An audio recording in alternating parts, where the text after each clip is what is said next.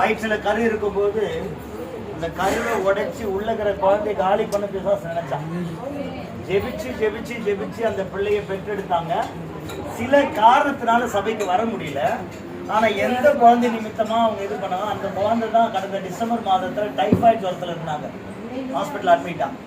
அப்போ ஹாஸ்பிட்டல்ல போய் ஜாம் பண்ணும்போது பயந்துட்டே சொல்லிச்சு இப்படி இருக்க ஐயாங்க. ஆனா ஜெபிச்சுட்டு வந்த மறுநாளே பிள்ளைக்கு கத்த சொல்லுது. அதன் மூலமாக இன்றைக்கு தாயும் தகப்பனும் எடுக்கிற மாதிரி அவர் கொஞ்சம் தள்ளி போடுறாரு, ஈஸ்வருக்கு எடுத்துருவாரு.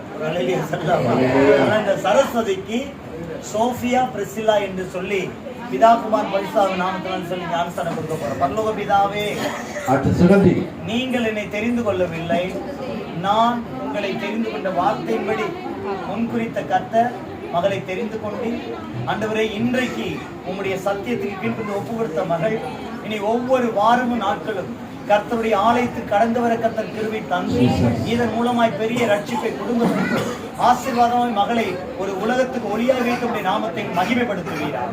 ஆசீர்வதிக்கிறேன் ஆசீர்வதிக்கிறேன்.